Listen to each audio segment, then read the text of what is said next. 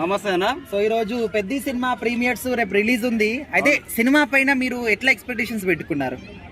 Cinema మాత్రం ఆ పెద్ద అనే పేరు కంటే మహా గొప్ప విజయం సాధిస్తుంది ఖచ్చితంగా. కాకపోతే చిన్న ఒక సాధారణ జనాలు కూడా చూడాలని ఆకాంక్ష ఉంటది. మినిమం రేటు ఒకప్పుడు 300 250 ఉండే, ఇప్పుడు అది ఏకంగా 600 చేసే వారికే 600 రూపాయల అనే ఆలోచన చేసి జనాలు కొంచెం వెనక ముందు అవుతున్నారన్న. అంత రేట్లు అనేది ఎంత సినిమా పెద్ద సినిమా అయినా సరే, పేరు పెద్ద అయినా సరే కానీ ధర మాత్రం అంత పెద్దగా పెడితే మాత్రం ఇబ్బంది అన్న. దీనికంటే ఎక్కువ పెట్టారు కదా 900.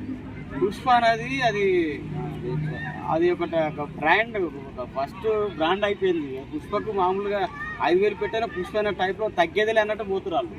పుష్ప అనేది పేరు పైసా కాదు, తగ్గేదిలే. 5,000 ఉన్నది అంటే ఏదైనా కూడా సినిమా కదన్నా కదన్నా, ఎవరైనా కూడా హీరోడే, ఏదైనా కూడా సినిమానే. మీరు అన్నప్పుడు అన్ని సినిమాలకు వర్తించాలి, ఒక సినిమాకి తక్కువ ఒక సినిమాకి ఎక్కువ ఉండదు కదా.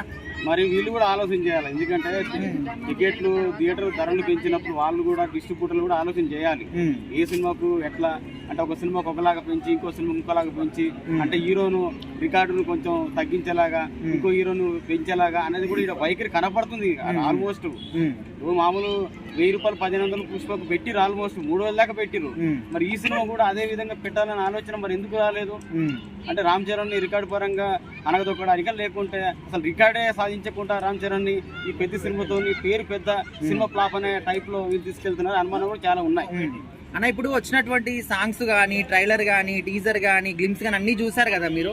అయితే సినిమాలో కంటెంట్ ఉంది అని అనుకుంటున్నారా లేదనుకుంటున్నారా? మీరు కనపడుతుంది కదా కంటెంట్. రామ్ చరణ్ ఎంత కష్టపడ్డాడు అసలు, ఆ సాంగ్స్ కోసం ఎంత కష్టపడ్డాడు. అది మల్ల యోగుల్లాగా ఒక పోరాటం చేసే ఒక ఫైటింగ్ సీన్లు కానీ, ఆయన ఎంత కష్టపడి ఎంత బాడీ పెంచి ఎంత దెబ్బ తగిలించి చెయ్యి కూడా ఫ్రాక్చర్ అయ్యి కూడా దానికి సర్జరీ ఇచ్చిన పరిస్థితి కూడా వచ్చింది. మొన్న అన్నాడు, నేను మీకోసం సినిమాలు ఎందుకు చేయాలని నాకు బాధ ఎందుకు వచ్చిందంటే, ఇప్పుడు ఆయన అంత కష్టపడుతున్నప్పుడు దాని ఫలితం ఎలా ఉండాలి, సక్సెస్ అని ఎలా ఉండాలి, అంత ఖర్చు పెట్టినప్పుడు ఆయన కూడా కొంచెం కష్టపడు, కొంచెం ఫలితం ఆశించి మనం ఇంకా వేరే సినిమా కష్టపడాలి కదా. గాయాలు పాలు చేసుకొని దెబ్బలు తిని ఇబ్బంది పడి పడి లేవాలంటే ఏ రూపాయన కష్టమే. 10 రూపాయలు వస్తున్నాయంటే ఇంకో సినిమాకి పెట్టి మళ్ళీ మనల్ని కొంచెం తృప్తి పడటానికి హీరో ఉంటాడు.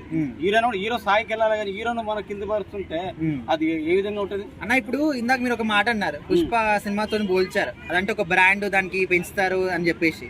సో ఇప్పుడు ఈ కంటెంట్ ప్రకారంగా టికెట్స్ రేట్స్ కానీ చూస్తూ ఉంటే పుష్ప 2ని సినిమా అందుకుంటుంది అనుకుంటున్నారా? పెద్ద సినిమా కష్టం అండి. ఈ రేట్లు ఉంటే సినిమా ఏ సినిమా అందుకో.